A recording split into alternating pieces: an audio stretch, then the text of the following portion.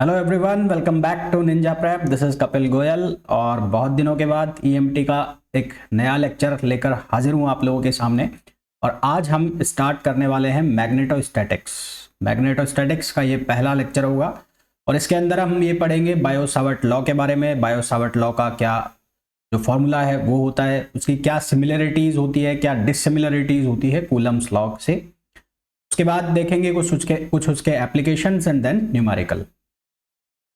Magnetostatics जो पहली बार पढ़ रहा है उससे मैं ये कहूँगा कि अगर उन्होंने इलेक्ट्रिसिटी या इलेक्ट्रोस्टैटिक्स वाले लेक्चर्स जो हैं वो देखे हुए हैं शुरुआत में, तो उनको ये बहुत आसान लगेगा। अदरवाइज तो ये बिल्कुल नई कहानी चलेगी मैग्नेटोस्टैटिक्स की। तो इस लेक्चर को कंटिन्यू करें उसके पहले यदि आप लोगों ने अभी तक चैनल को सब्सक्राइब नहीं किया है तो प्लीज़ चैनल को सब्सक्राइब कर लीजिए, वीडियो को लाइक कर दीजिए और शेयर कर दीजिए। तो चलिए भाई, सबसे पहले हम डायरेक्ट ही बात कर लेते हैं बायो सावर्ट लॉ से। हम इस बारे में बात नहीं करेंगे कि मैग्नेटिज्म क्या है और मैग्नेटिक फील्ड क्या है, क्यों जनरेट हो रहा है, इस बारे में बाद में बात कर लेंगे जब हम मैग्नेटिज्म इन मैटर पढ़ेंगे। अभी हम डायरेक्ट काम की बात करते हैं। तो बायो सावर्ट लॉ के अकॉर्डिंग क्या स्टेटमेंट है कि करंट कैरिंग कंडक्टर, एक कंडक्टर जिसके अंदर करंट फ्लो कर रही है, कंडक्टर चार्ज यदि रेस्ट में है तो इलेक्ट्रोस्टैटिक्स, चार्ज यदि मूविंग है तो करंट फ्लो करेगी और करंट फ्लोइंग कंडक्टर की वजह से क्या जनरेट होता है, मैग्नेटिक फील्ड जनरेट होगा। Current carrying conductor creates a magnetic field around it. तो ये बायो सावर्ट लॉ का नियम है। उन्होंने एक्सपेरिमेंट वगैरह कुछ किए होंगे, एक्सपेरिमेंट वगैरह जब उन्होंने किए तो उनको चार चीजें एक्सपेरिमेंट के अंदर मिली। एक मिला कि ये जो मैग्नेटिक फील्ड जनरेट होता है ये प्रोपोर्शनल होता है करंट के जो उसके अंदर फ्लो कर रही है। एक मैग्नेटिक फील्ड जो है ये प्रोपोर्शनल होता है उस करंट की, उस कंडक्टर की लेंथ के जिसके अंदर ये करंट फ्लो कर रही है। ये जो मैग्नेटिक फील्ड है प्रोपोर्शनल होता है साइन थीटा के। ये जो मैग्नेटिक फील्ड है ये इनवर्सली प्रोपोर्शनल होता है स्क्वायर के, इनवर्सली प्रोपोर्शनल होता है स्क्वायर ऑफ डिस्टेंस के, जिस पॉइंट पर आपको क्या निकालना है, मैग्नेटिक फील्ड निकालना है। ठीक है, ये चार बात उनको रिजल्ट के अंदर मिली। रिजल्ट में बेसिकली क्या हुआ, उन्होंने एक कंडक्टर ले लिया, ये आपको घूमता हुआ सांप की तरह दिखाई दे रहा है, जो ये क्या है, कंडक्टर है। ये कंडक्टर की लेंथ बहुत ज़्यादा है तो हमने इसमें एक सेगमेंट पकड़ लिया, वो सेगमेंट ये सेगमेंट है। इस सेगमेंट की लेंथ को ले लिया हमने dl। ठीक है, dl क्या है, लेंथ ऑफ सेगमेंट है। ये वो पॉइंट है जिसके ऊपर मैग्नेटिक फील्ड निकालना है। तो ये जो सेगमेंट है और ये जो पॉइंट है, यहां से यहां तक दोनों की जो डिस्टेंस है उसको हमने शो किया है r वेक्टर से। इससे शो किया है r वेक्टर से। और ये करंट जो फ्लो कर रही है इस कंडक्टर के अंदर है वो करंट है I। तो सिंपल सी बात है, सीधी सी बात है कि जो ये सेगमेंट है इसके अंदर भी करंट फ्लो होगी I। ये जो करंट सेगमेंट है और जो ये पोजीशन वेक्टर है, इन दोनों के बीच का एंगल है थीटा। इस एंगल को हमने क्या नाम दिया, थीटा। ठीक है, क्या नाम दिया, थीटा। अब हमें निकालना है मैग्नेटिक फील्ड किस पॉइंट पर, पी पॉइंट पर। इसकी डायरेक्शन के बारे में बाद में बात करेंगे। तो ये एक्सपेरिमेंट जब उन्होंने परफॉर्म किया तो उनको ये चार चीजें मिली। डी बी मतलब इस पी पॉइंट पर इस स्मॉल सेगमेंट की वजह से मैग्नेटिक फील्ड। तो d B proportional to I, d B proportional to d l, d B proportional to sine theta और d B proportional to 1/r²। इन सभी चारों रिजल्ट्स को कंबाइंड किया तो क्या बन गया, आई d L sine theta over r²। जब ये प्रोपोर्शनलिटी का निशान हटाया तो यहाँ पर एक कांस्टेंट आया k, यहाँ पर एक कांस्टेंट आ गया k। ठीक है, कांस्टेंट आ गया k। जैसे कि कहाँ पर इलेक्ट्रिक फील्ड में कांस्टेंट आया था k, वो बराबर था 1/4πε0 इलेक्ट्रोस्टैटिक फोर्स कांस्टेंट। इसी तरह से यहाँ पर ये कांस्टेंट आ गया k और इसकी वैल्यू μ0/4π। क्या वैल्यू, μ0/4π। यहाँ था ε0, यहाँ पर आ गया μ0। μ0/4π की ओवरऑल वैल्यू होती 10⁻⁻⁷। जिस तरह से यहाँ पर इसकी ओवरऑल वैल्यू थी 9 × 10⁻⁹, इसी तरह से यहाँ पर इसकी वैल्यू 10⁻⁻⁷। ठीक है, यूनिट अगर निकालना चाहे एसआई में तो tesla metre ampere power -1, tesla metre ampere power -1। और अगर सीजीएस में लिखना चाहो तो वेबर मीटर -1 और एम्पियर -1। ठीक, ये मीटर -1 नहीं आएगा, मीटर -1 नहीं आएगा। ठीक, तो ये हमारे पास इस के की यूनिट हो गई। यहां तक की चीज समझ में आ गई। अब ये जो फॉर्मूला है म्यू नॉट को हम क्या नाम देंगे, परमेबिलिटी ऑफ फ्री स्पेस। वहां पर एप्सिलॉन नॉट था, उस एप्सिलॉन नॉट का नाम था परमिटिविटी, यहां पर परमिएबिलिटी। तो dB बराबर क्या हो गया, μ0/4π IDL sin थीटा। अब देखो क्रॉस प्रोडक्ट जब किन्हीं दो चीजों का होता है तो वो क्रॉस प्रोडक्ट क्या होता है, AB और sin थीटा। तो इसी तरह से मैं क्या करूंगा, यहां पर IDL को जो है अगर मैं इकट्ठा कर दूं, IDL को तो एक साथ लिख दूं और यहां इसको मेरे को वेक्टर बनाना है। है ना। डायरेक्शन चाहिए तो डायरेक्शन के लिए यूनिट वेक्टर, तो यूनिट वेक्टर के लिए क्या करोगे, इसको यहाँ करके बता देता हूँ मैं। तो ये बनाया मैंने म्यू नॉट अपॉन 4 पाई। अब मेरे को वेक्टर बनाना है तो डायरेक्शन चाहिए, तो डायरेक्शन के लिए मैंने क्या किया, साइन थीटा और यहाँ पर लिख दिया मैंने आर कैप। अब आर कैप यूनिट वेक्टर है तो वो किसके बराबर होगा, वेक्टर आर ओवर आर का मॉड। तो आर कैप को हम क्या लिख सकते हैं, आर कैप को हटाओगे यहाँ से तो ये बनेगा क्या, म्यू नॉट अपॉन 4 पाई आई डी एल साइन थीटा, और ये हो गया वेक्टर आर और नीचे हो जाएगा आर क्यूब। अब ये आइडियल क्रॉस आर वेक्टर लिख दोगे तो यही बनेगा आइडियल साइन थीटा। तो इसलिए इस चीज को वेक्टर के फॉर्म में लिखोगे तो ऐसे लिख सकते हो, क्या लिख सकते हो, mu naught upon 4 pi I ideally इकट्ठा एक साथ, इसको अलग अलग करके भी लिख सकते हैं, एक साथ भी लिख सकते हैं, क्योंकि आई जो है आई टेंसर क्वांटिटी होती है, करंट कौन सी क्वांटिटी होती है, टेंसर। तो I d l cross r upon r cube, है ना। तो यहां से हमारे पास ये वेक्टर फॉर्म में आ गया क्या, मैग्नेटिक फील्ड। अब इसके कुछ स्पेशल केसेस होते हैं। स्पेशल केस क्या होते हैं, यदि थीटा की वैल्यू 0 है, थीटा की वैल्यू 0 हो या 180 हो, है ना, साइन 0 पर भी क्या देगा, 0 वैल्यू, साइन 180 पर भी क्या वैल्यू मिलेगी, 0। थीटा की वैल्यू यदि 0 है, 180 है, तो उस केस में मैग्नेटिक फील्ड हमेशा क्या होने वाला है, 0 होने वाला है। कहने का मतलब ये हो गया, 0 कब होगा, जब ये कंडक्टर है और ये एंगल था, ये एंगल था ऐसे। अब ये 0 या 180 कब हो सकता है, या तो ये ऐसे घूम जाए इसी डायरेक्शन में, है ना, तो पॉइंट इसी लाइन के ऊपर आ जाए जिसके अंदर करंट फ्लो कर रही है, तो पॉइंट यदि उसी लाइन पर आके बैठ गया तो उस केस में थीटा या तो 0 होगा या 180 डिग्री होगा या 360 डिग्री होगा। तो उस हर केस के अंदर मैग्नेटिक फील्ड की वैल्यू कितनी हो जाएगी, 0 हो जाएगी। और थीटा यदि 90 डिग्री हो जाए तो 90 डिग्री पर साइन थीटा क्या दे देगा, मैक्सिमम वैल्यू, मैक्सिमम वैल्यू दे देगा, तो जो मैग्नेटिक फील्ड है वो अपनी कौन सी वैल्यू दे देगा, मैक्सिमम वैल्यू दे देगा। मैग्नेटिक फील्ड की यूनिट हमें पूछी जाए तो यूनिट मैग्नेटिक फील्ड की क्या हो जाएगी, टेस्ला ना, एसआई यूनिट क्या हो जाएगी, टेस्ला। ठीक है, इसकी सीजीएस यूनिट आपको मेरे को बतानी है, कमेंट में आपको ये मेरे को बताना है, जब भी आप इस लेक्चर को देखेंगे आपको इसकी सीजीएस यूनिट के बारे में मुझे बताना है कि इसकी सीजीएस यूनिट क्या होगी। ठीक है, तो यहां तक बात समझ में आ गई। और मोस्ट इंपॉर्टेंट जो हमारे पास फॉर्मूला बन के आ गया, जो हमारा यूज होगा इस लेक्चर के अंदर, वो ये है, ये फॉर्मूला है। ठीक है, अब इस फॉर्मूला के हम एप्लीकेशंस देखते हैं। सबसे पहला एप्लीकेशन इस फॉर्मूला का देखें उसके पहले हम एक बार सिमिलरिटी देख लेते हैं बायो-सावर्ट लॉ और जो कूलम्स लॉ है उसके बीच में। तो कूलम्स लॉ हमने लिखा था ये वाला, डीई या E equals to 1/4 pi epsilon naught d q upon r square, element के लिए इसको डी क्यू लिख दिया। इसी तरह से मैग्नेटिक फील्ड ये बन रहा है। अब देखो सिमिलरिटी क्या क्या है, यहां पर भी नीचे क्या है, आर स्क्वायर, यहां पर भी नीचे क्या है, आर स्क्वायर। तो पहला क्या है कि दोनों ही इनवर्सली प्रोपोर्शनल हैं किसके, आर स्क्वायर के। और आर स्क्वायर क्या है, अगर कूलम फोर्स है तो दो चार्ज के बीच की डिस्टेंस, और अगर मैग्नेटिक फील्ड है तो उस केस में जो कंडक्टर है और वहां से और जिस पॉइंट पर आपको मैग्नेटिक फील्ड निकालना है वहां तक की डिस्टेंस। पहली चीज तो ये दोनों में सिमिलर हो गई। दूसरी चीज जो सिमिलरिटी क्या होती है, दोनों में ही प्रिंसिपल ऑफ सुपरपोजिशन लगा सकते हैं। प्रिंसिपल ऑफ सुपरपोजिशन का मतलब क्या है, हमने लिखा था F बराबर F1 प्लस F2 ऐसा लिखा था, और हमने लिखा था E equals to E1 plus E2 plus E3। तो ऐसे ही मैग्नेटिक फील्ड के केस में भी हम लिख सकते हैं B equals to B1 plus B2 plus B3, इस तरह से हम लिख सकते हैं। तो दोनों ही केस में हम सुपरपोजिशन प्रिंसिपल लगा सकते हैं। क्यों लगा सकते हैं, क्योंकि B लीनियरली प्रोपोर्शनल है आइडियल के, लीनियरली प्रोपोर्शनल है आइडियल के, और जो इलेक्ट्रिक फील्ड है वो लीनियरली प्रोपोर्शनल है DQ के। इलेक्ट्रिक फील्ड लीनियरली प्रोपोर्शनल है DQ के, और मैग्नेटिक फील्ड लीनियरली प्रोपोर्शनल है आइडियल के। ये दोनों में क्या हो गई, सिमिलरिटी। सवाल कैसे पूछ लिया जाएगा कि which one of the following statement is correct for magnetic field और फॉर कूलम्स लॉ, या बायो-सावर्ट लॉ और कूलम्स लॉ। तो बायो-सावर्ट लॉ और कूलम्स लॉ दोनों के लिए ही प्रिंसिपल ऑफ सुपरपोजिशन लगाया जा सकता है।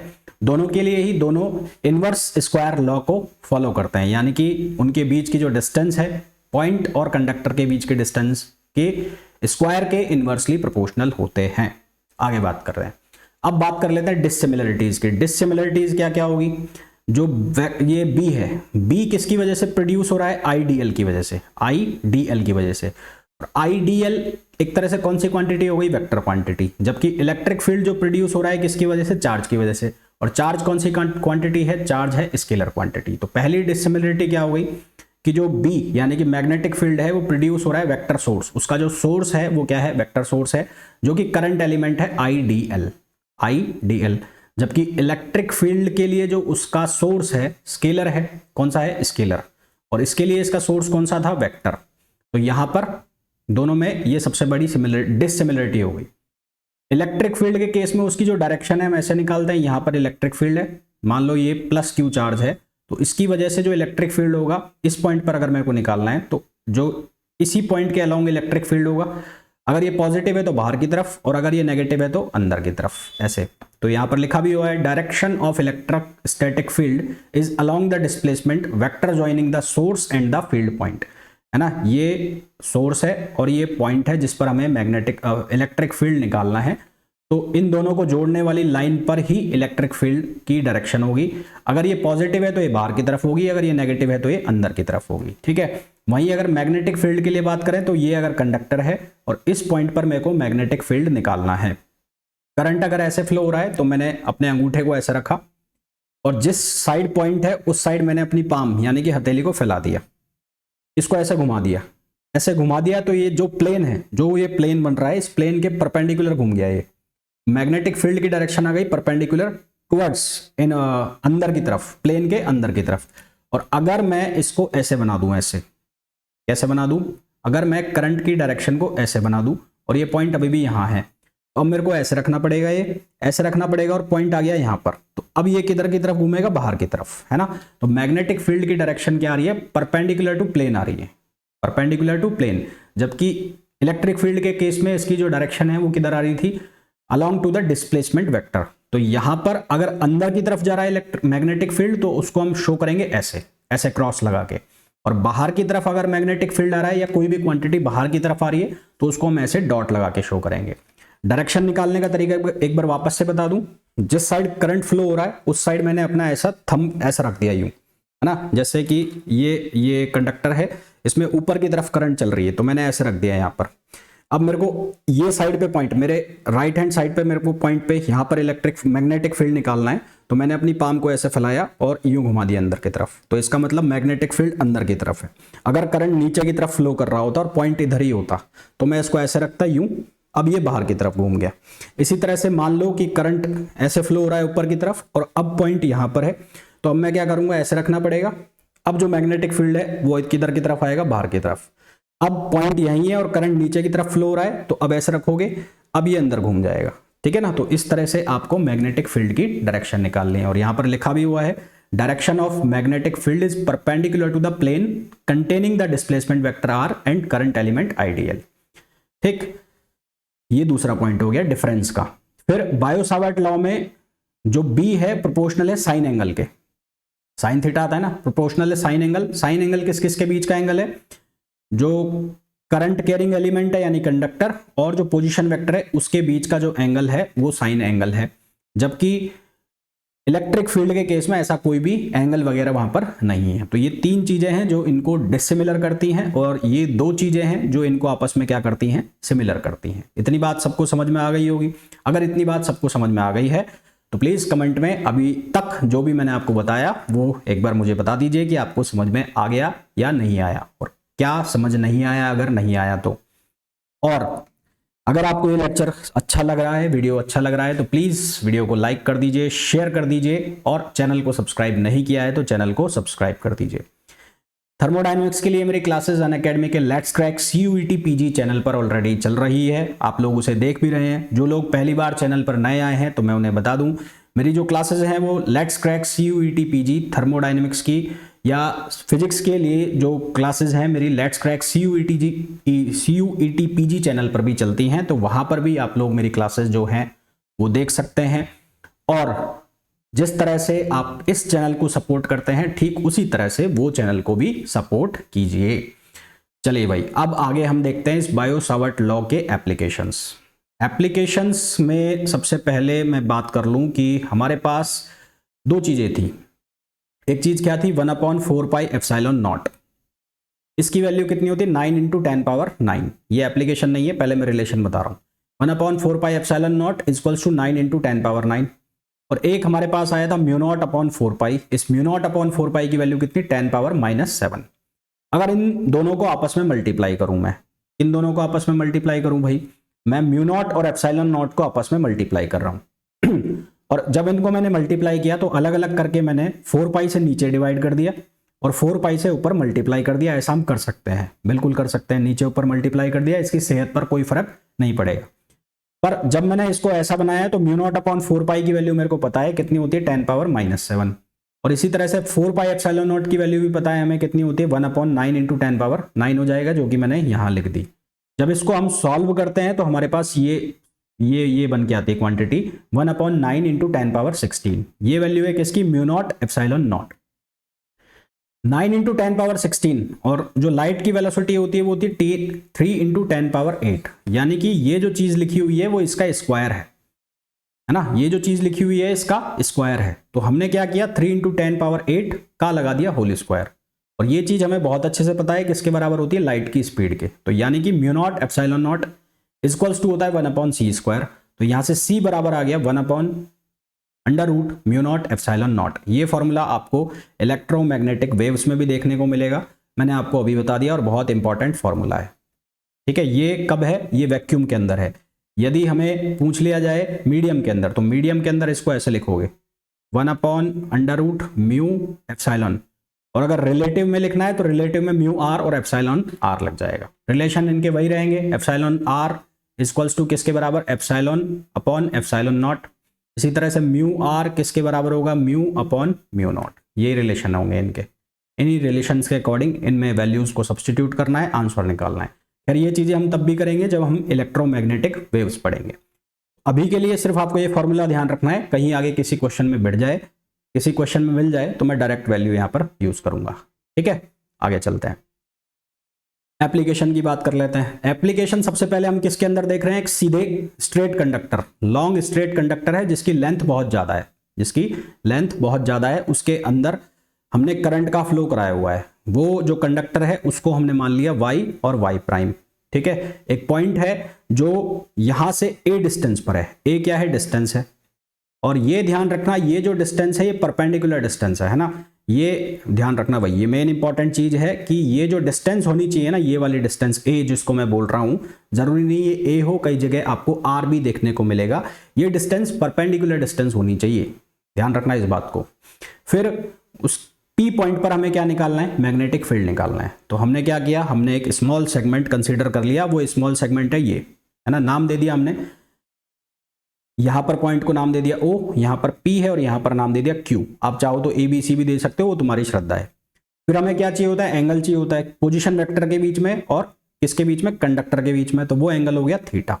ठीक है, यहां से और यहां तक की जो डिस्टेंस है उसको हमने लिख लिया L। कितना लिख लिया, L लिख लिया।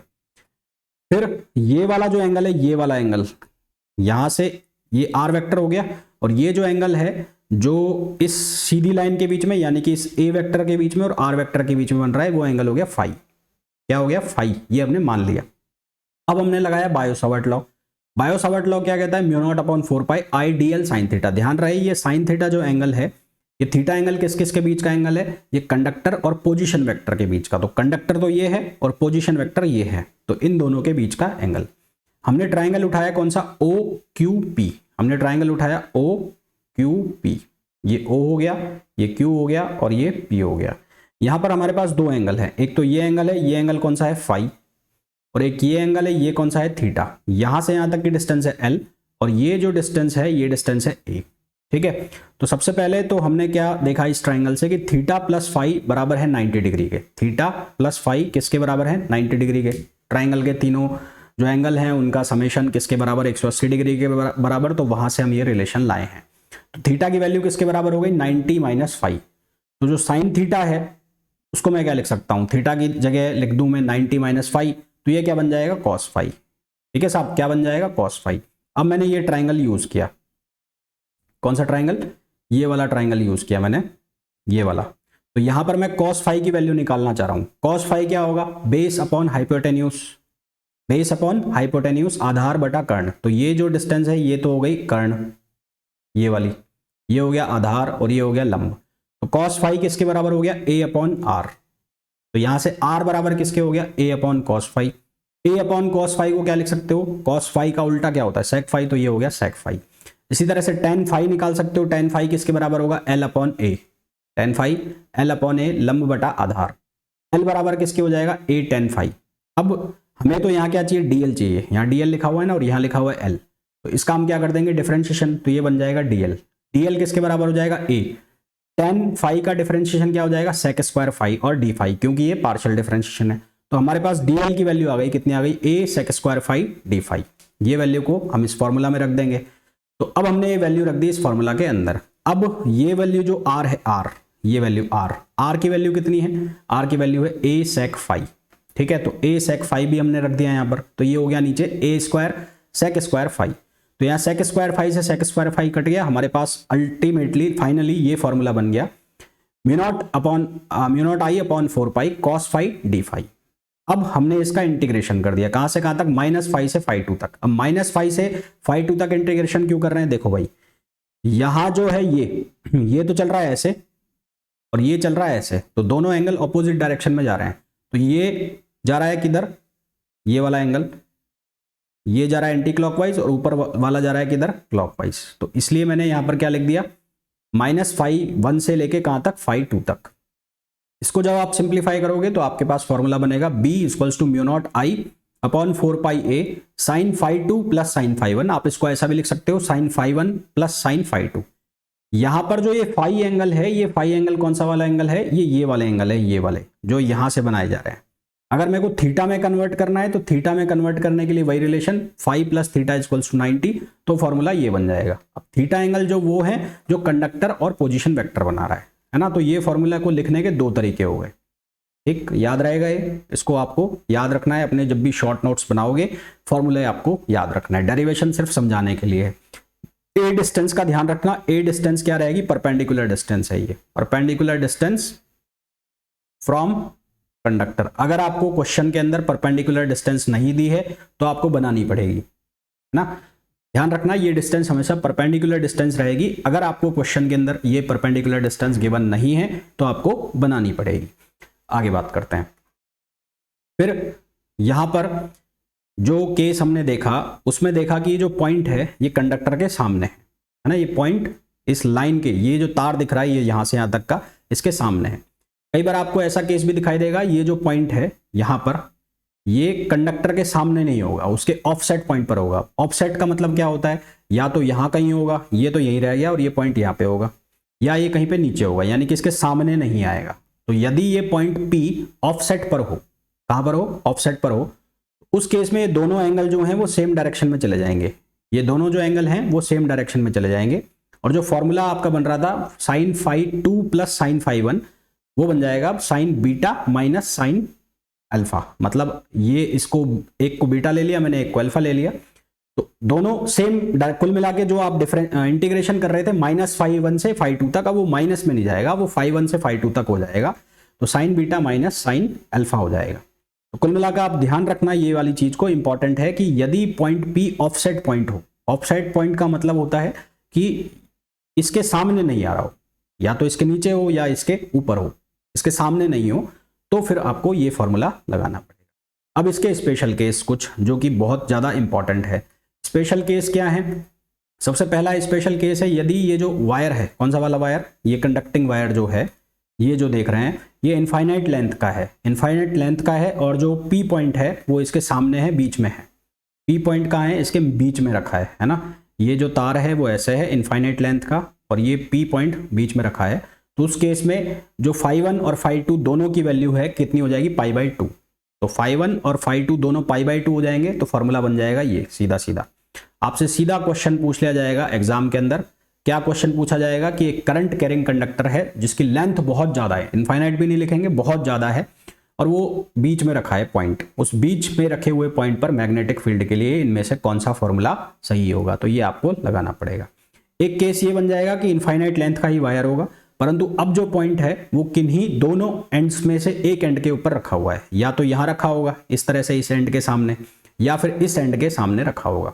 तो अगर यहाँ नीचे वाले एंड के सामने रखा है तो उस केस में जो फाई 1 है उसकी वैल्यू हो जाएगी 90 डिग्री और फाई 2 की वैल्यू हो जाएगी 0। और अगर ऊपर वाले एंड के सामने रखा है तो उस केस में फाई 2 की वैल्यू हो जाएगी 90 डिग्री और फाई 1 की वैल्यू हो जाएगी 0। और दोनों ही केस में जो मैग्नेटिक फील्ड है उसका आंसर सेम आएगा, कितना आएगा, mu naught I upon 4 pi ए। अब ये दोनों अलग अलग बातें हैं, ये वाली और ये वाली। ये कब है, इनफाइनाइट लेंथ का कंडक्टिंग वायर है और जो पॉइंट है वो बीच में रखा है। ये कब है, जब इनफाइनाइट लेंथ का ही वायर है और ये जो दोनों पॉइंट्स हैं किसी भी एक एंड के अलाइन हैं, यानी कि एक एंड के ऊपर रखे हुए हैं। फिर तीसरा केस इसका ये बन सकता है कि यदि जो कंडक्टर है उसकी लेंथ फाइनाइट है, फाइनाइट का मतलब अब उसकी लेंथ पता है, और जो पी पॉइंट है वो इनके बाइसेक्टर पर रखा है, बाइसेक्टर मतलब मिडिल में रखा है, मिडिल में रखा होगा तो φ1 और φ2 दोनों की वैल्यू क्या होगी, सेम होगी, यानी कि फाई मान लिया। तो ये ऐसी कहानी हो गई, ये एल है और ये यहाँ रखा है बाइसेक्टर पे, ठीक है। तो ये डिस्टेंस कितनी हो जाएगी, यहाँ से यहाँ तक l/2 कितनी हो जाएगी, l/2, और ये डिस्टेंस हो गई a, तो ये एंगल कितना हो गया, फाई। तो अब यहाँ से साइन फाई निकालना है, तो साइन फाई किसके बराबर होगा, परपेंडिकुलर अपॉन हाइपोटेन्यूज, तो ये डिस्टेंस क्या हो जाएगी, इसका स्क्वायर प्लस इसका स्क्वायर और पूरे का रूट, तो यही निकाला है मैंने यहाँ पर। तो साइन फाई की वैल्यू क्या हो जाएगी, l/2 कॉन under root a square plus root l/2 का स्क्वायर। इसको सिंप्लीफाई करोगे तो ये बन जाएगा। अब हम क्या करेंगे, वो साइन फाई दोनों बराबर हो गए हैं तो 2 साइन फाई बन जाएगा, वहां पर हम साइन फाई की वैल्यू डाल देंगे तो हमारे पास बी की यानी कि मैग्नेटिक फील्ड की ये वैल्यू आ जाएगी, ठीक है। चलो साहब, अब ये फॉर्मूला हमारे पास बन गया जब फाइनाइट लेंथ का तार है। तो कुल मिलाकर जो फॉर्मूला आपको याद रखने हैं या होने चाहिए, μ0 I/4πa sin φ1 प्लस साइन φ2, ठीक है। फिर b इक्वल्स टू इसी के वेरिएंट बना एक और, μ0 I/4πa cos θ1 प्लस cos θ2। ये कब है, जब वो पॉइंट सामने रखा है कंडक्टिंग वायर के, अगर वो ऑफसेट पर है तो वो फॉर्मूला बन जाएगा sine beta minus sine alpha. फिर उसके स्पेशल केस बना लिए, इनफाइनाइट लेंथ बीच में पॉइंट है और इनफाइनाइट लेंथ किसी भी एक पॉइंट के लाइन है। यहां तक बात क्लियर। अब आगे इसका दूसरा application, magnetic field at the centre of current carrying conducting arc. अब कोई आर्क है, आर्क का मतलब ये भी एक आर्क है और इसके अंदर करंट फ्लो हो रही है, तो यहां पर मैग्नेटिक फील्ड निकालना है सेंटर पे। ये पूरा बना दूं तो भी ये आर्क है और मेरे को यहां पर मैग्नेटिक फील्ड चाहिए। उसके लिए हमने क्या किया, हमने ये इस तरह से एक सर्कुलर आर्क मान लिया और इसके अंदर हमने यहां से यहां तक एक छोटा सा टुकड़ा मान लिया, ये ठीक है। ये छोटे से टुकड़े की जो लेंथ है वो हमने ले ली dl, कितनी ले ली, dl। ये छोटा सा टुकड़ा यहां से, ये डिस्टेंस है r, यहां से डिस्टेंस कितना एंगल बना रहा है, अल्फा। तो ये जो डिस्टेंस है ये वाली, ये कितना हो गया एंगल, d अल्फा, है ना, और ये है dl। तो आर्क की लेंथ बराबर होती है एंगल इंटू रेडियस, तो ये रेडियस हो गई और ये एंगल हो गया, तो ये हो गया आर डी अल्फा। ये किसके बराबर हो गया, आर डी अल्फा, जो कि मैंने यहां पर लिखा भी है। अब डी एल ये आर्क लेंथ और ये रेडियस, भाई रेडियस हमेशा परपेंडिकुलर होगी आर्क के, तो रेडियस परपेंडिकुलर होगी आर्क के, तो साइन थीटा की वैल्यू हमेशा क्या होगी, 90। साइन थीटा की वैल्यू 90 होगी, तो यहां से साइन थीटा को डायरेक्ट गायब कर दिया हमने, कितना लिख दिया, 90 कर दिया उसको। तो फॉर्मूला हमारा रह गया μ0 I dl। इस फॉर्मूला में ये वेक्टर फॉर्म में था, वेक्टर फॉर्म में था ना, तो साइन थीटा 90 हो गया, तो ये क्या बन गया, μ0 I dl अपॉन 4πr²। यहां पर r का मतलब क्या है, इसकी रेडियस, वो a अलग था परपेंडिकुलर डिस्टेंस, ये r है पोजीशन वेक्टर, पोजीशन वेक्टर और जो आर्क लेंथ है वो एक दूसरे के परपेंडिकुलर है। अब dl की वैल्यू हमने निकाल ली, कितनी है, r d अल्फा, तो dl की वैल्यू रख दी हमने, तो db बराबर क्या आ गया, μ0 I upon 4πr d alpha. ये फॉर्मूला आपको बहुत इंपॉर्टेंट फॉर्मूला है, ये आपके काम आएगा जब आर्क रिलेटेड क्वेश्चन आप सॉल्व करोगे और उनके अंदर आप मैग्नेटिक फील्ड निकालोगे, तो यहां पर अल्फा की वैल्यू को चेंज कर करके लिखना होगा। अब ध्यान रहे ये बात, आपको ये ध्यान बात रहनी चाहिए कि ये अब जो ये r है, अब जो ये r है, एक बार वापस लिख देता हूं इसको,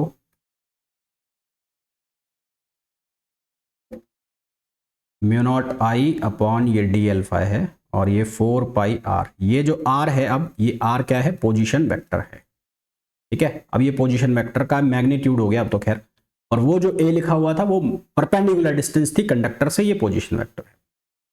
आगे बात करते हैं, तो इसको हमने 0 से थीटा तक इंटीग्रेट कर दिया, तो हमारे पास ये फॉर्मूला बन के आ जाएगा। कुल मिला के जो मैं कह रहा हूं आपको, ये फॉर्मूला बहुत काम आएगा जब आर्क रिलेटेड क्वेश्चंस आप सॉल्व करोगे। जैसे कि एक पूरे के पूरे सर्किल के लिए, पूरे के पूरे सर्किल के लिए थीटा की वैल्यू कितनी हो जाएगी, थीटा पूरा घूम गया सर्किल, पूरा सर्किल घूम गया, तो थीटा की वैल्यू कितनी हो जाएगी, 2π।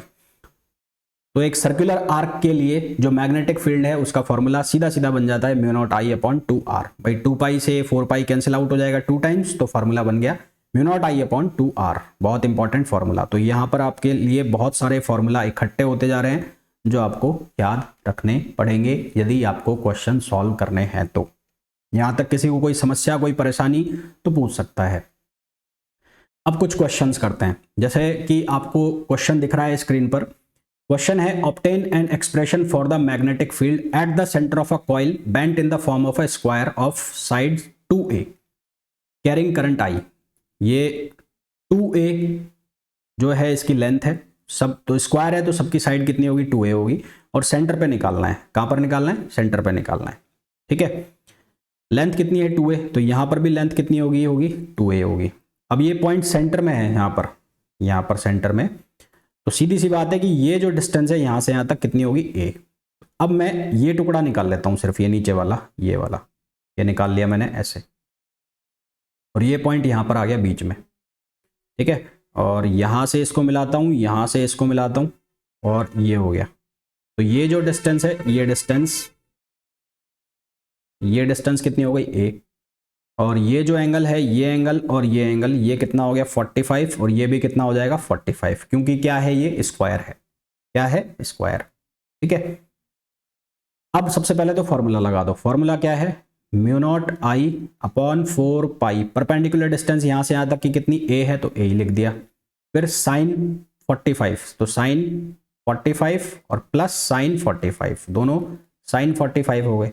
इसको सॉल्व करोगे तो कितना हो गया mu not I upon 4 pi a, और ये हो जाएगा 2 साइन 45, 2 साइन 45, 2 साइन 45 की वैल्यू कितनी हो जाएगी 1 अपॉन रूट 2। भाई साइन 45 की वैल्यू क्या होती है 1 अपॉन रूट 2, तो ये हो गया 2, और साइन 45 की वैल्यू 1 अपॉन रूट 2। ठीक है, इसको आप लिख सकते हो b इक्वल्स टू, सिंप्लीफाई करोगे तो 2 को लिख दो रूट 2, तो ये हो जाएगा root 2 mu not I upon 4 pi a। ये आया है पहले वायर की वजह से b1। अब इसकी वजह से जब डायरेक्शन निकालोगे तो करंट ऐसे फ्लो कर रही है ऐसे, और पॉइंट है यहां पर, तो आपको आपका जो थंब है वो ऐसे रखना है, और पॉइंट ऊपर है तो ये ऐसे चला गया। अब ये बाहर की तरफ घूम जाएगा, बाहर की तरफ घूम जाएगा, यानी कि मैग्नेटिक फील्ड की तरह आ रहा है बाहर की तरफ, तो मैग्नेटिक फील्ड की तरह जाएगा बाहर की तरफ। अब ये वाले वायर के लिए निकालो, ये वाले वायर के लिए, तो ये वाले वायर के लिए जब निकालोगे तो वैल्यू तो सेम आएगी, क्योंकि सेम सारी चीजें सेम है, आइडेंटिकल है। अब मैग्नेटिक फील्ड की डायरेक्शन पकड़ लो, अब ये पॉइंट इधर आ गया और ये इधर चला गया, तो अब भी किधर आएगी बाहर, ऊपर वाले वायर के लिए भी बाहर और इधर वाले के लिए भी बाहर, सबके लिए किधर आएगी बाहर, यानी कि b1 से लेके b4 तक की सबकी वैल्यू क्या रहेगी आइडेंटिकल, तो b2 b3 और b4। अब हमने ये पढ़ा था कि इसके लिए हम क्या लगा सकते हैं सुपरपोजिशन प्रिंसिपल, तो b1 plus b2 plus b3 plus b4 हम लगा देंगे, तो ये लगा देंगे तो सब आइडेंटिकल है, तो 4 इंटू बी, तो b की वैल्यू कितनी हो जाएगी ये वाली, तो root 2 mu not I upon 4 pi a।